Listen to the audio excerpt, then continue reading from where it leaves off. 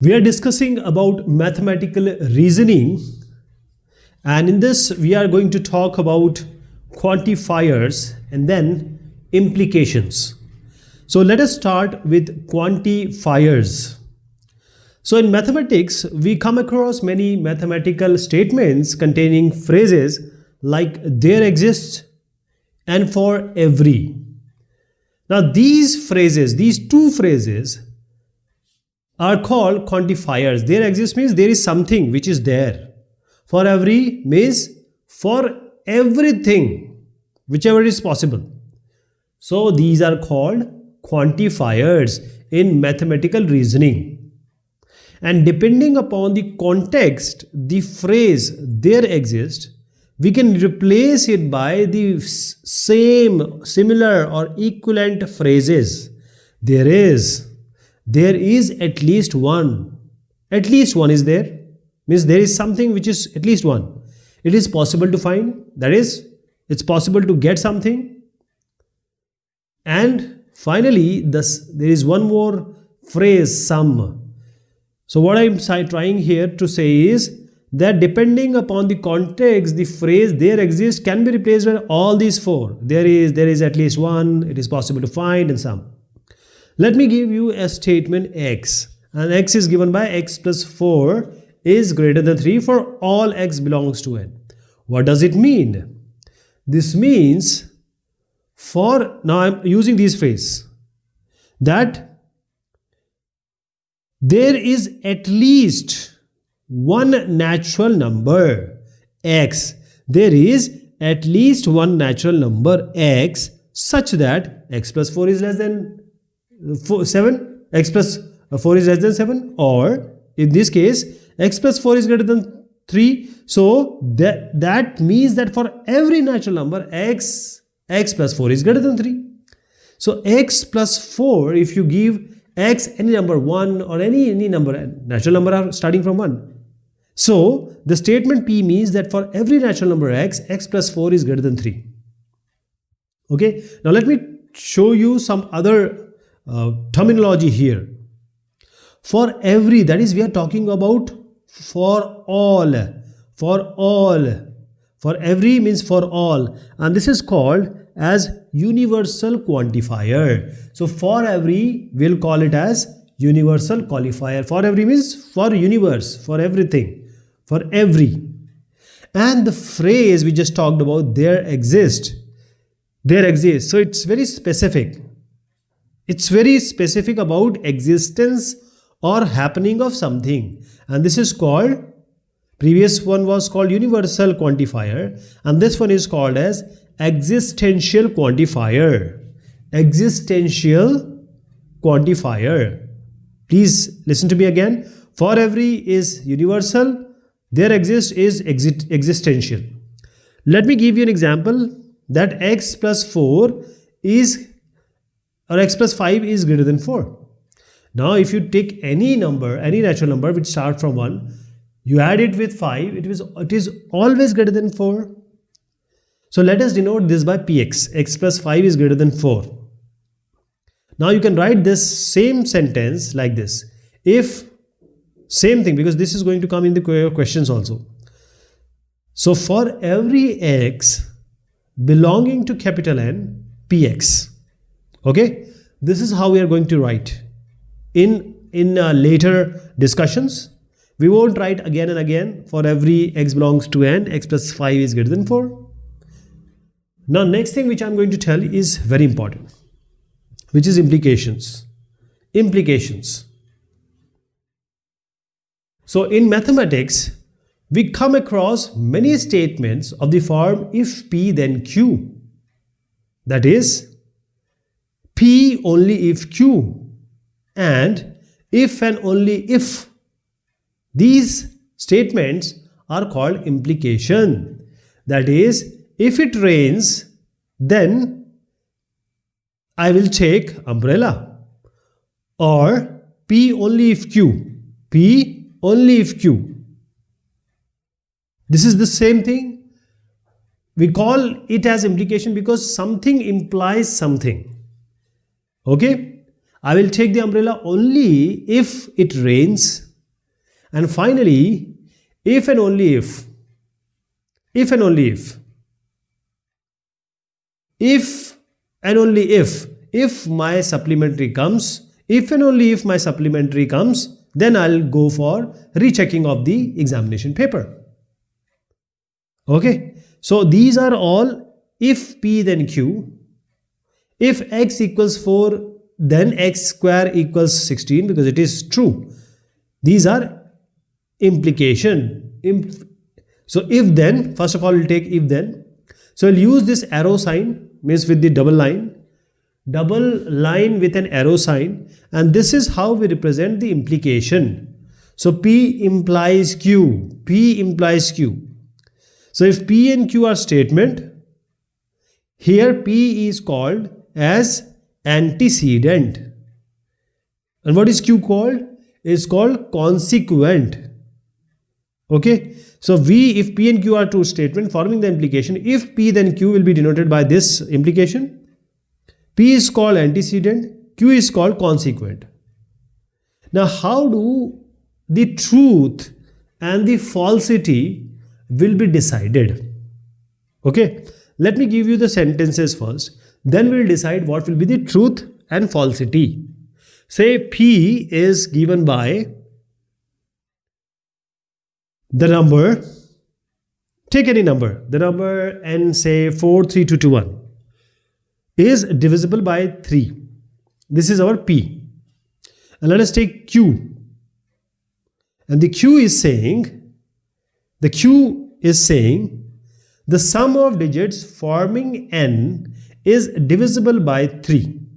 The sum of digits forming this number n, the above number n, is divisible by 3. So P is about number n, which is divisible by 3, and Q is talking about number n, same number n, which is divisible by 3, and which is the number which is sum of the number n. Okay, so 43221, if you add them, 4, 3, 7, 7 to 9, 9 to 11, 1 is 12. So 12 divided by 3 is of course divisible by 3. So now let us see the implication condition. The first condition is, if both P and Q are true, if both P and Q are true, then P implies Q is also true. That is, the P is true as I just declared, and Q is also true. When you sum it, it's going to be divisible by 3. 4, 3, 2 to 1 is also divisible by 3. Now second condition is, if P is true, Q is false. What will be P implies Q? It will be false. Why? See, first thing I told you, P and Q are true, P implies Q is also true. When we say P is true, that is the number n which is divisible by 3, which is of course true, then the sum of digit n is not divisible by 3. If I say it not, if I am saying P is true but Q is false, and Q is the implication, that is the consequent, then P implies Q is false, which is not coming right. Third is, same sentences we are taking. Third, if P is false and Q is true now. If P is false and Q is true, let us say we take the number as not 43221 but 43211, a number which is actually not divisible by 3. Okay, so if P is false, which is actually false, 43211 is not divisible by 3, but the Q, which is the sum of the digits of n, is divisible by 3. When you add it, okay, when you add a number and you say that sum of digit is divisible by 3, that number is divisible by 3. So implies Q is also true. Okay, when P is false and Q is true, that means P implies Q is true. And what about fourth condition, P is false and Q is false? When P implies Q is false, it should also be false, but it is not the case. If P is false and Q is false, that is the antecedent is false and the consequent is also false. That is, if it doesn't rain, I won't take the umbrella, and that is true. So P implies Q here also will be true. Okay. So this is the falsity or truth of P implies Q when both the partner are true or false. Okay. Now I will say the same thing in 4 language. I will try to say the same thing in 4 language. That is, P implies Q. The implication P implies Q is same as all the 4 things I am going to write here. Let us take an example. The P is a number is a multiple of 9. A number which is a multiple of 9. P is this. Q I am taking a number which is a multiple of 3. So a number which is multiple of 3 is 9. A number which is multiple of 9, which is 3 into 3, is also multiple of 3. So P implies Q. Take one by one. So what I'm saying is 4 sentences and they all are pointing to the same thing. P implies Q. So if I say P is sufficient condition for Q. So this is the same thing if I say if P then Q. That is P implies Q. Okay. This statement is saying or says that knowing that a number is a multiple of 9 is sufficient to conclude that it is a multiple of 3.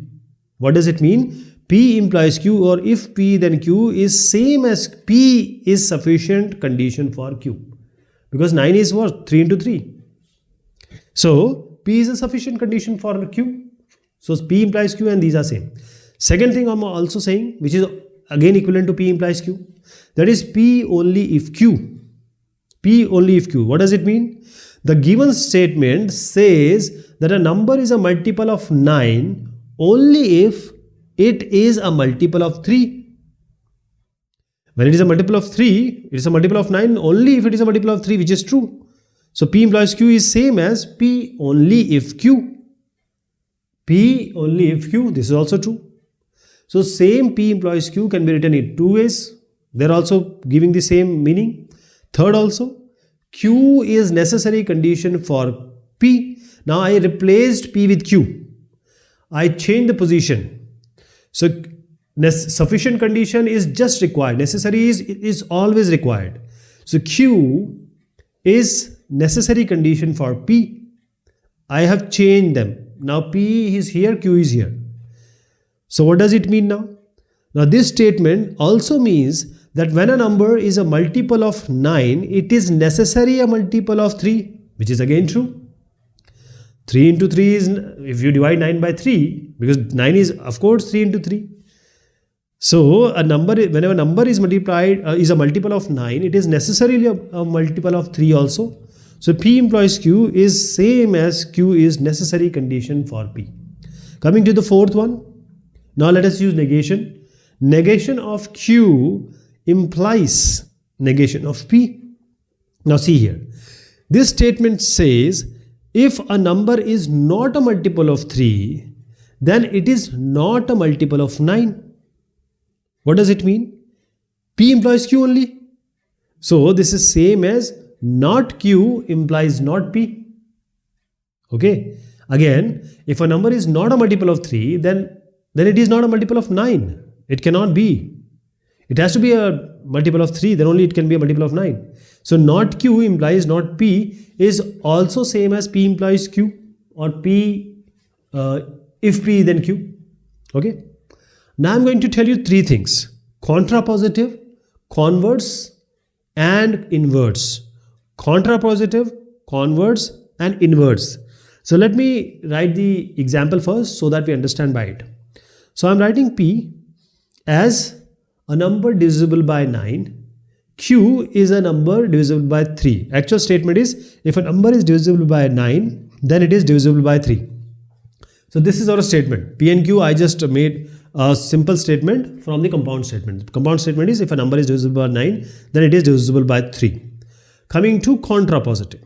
Contrapositive is if P and Q are 2 statements, then the contrapositive of the implication if P then Q will be if not Q then not P. If P then Q, contrapositive means if not Q then not P. Okay. Now let us take the example and see. That is, if a number is not divisible by 3, I am taking the negation of Q. If a number is not divisible by 3, then it is not divisible by 9. Okay, contrapositive. Converse.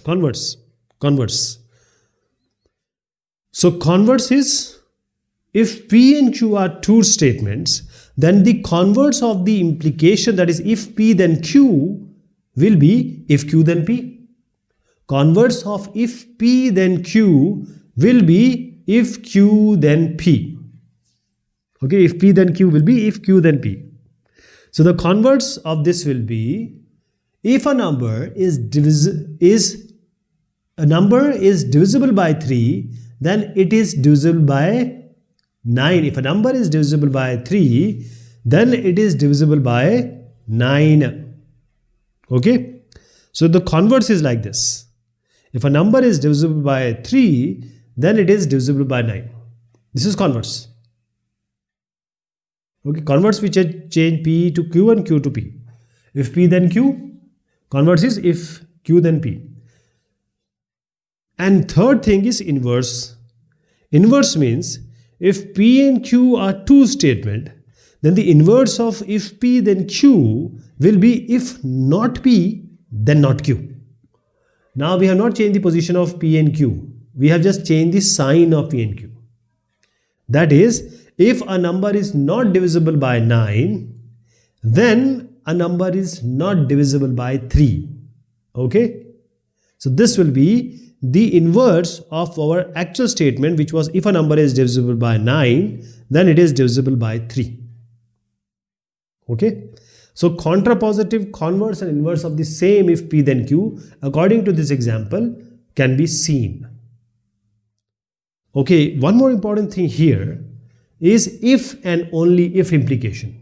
If and only if implication. What does it mean? Again, we have P and Q as two statements. Then for the compound statement, if P implies Q, that is if P then Q, we say that if P then Q is holding. This is implication. P and Q are statement, and also it is true that Q implies P. That is, if P then Q is also true, or not true, but if P then Q, and also there is if Q then P, these two sentences are at the same time holding. If P then Q and if Q then P.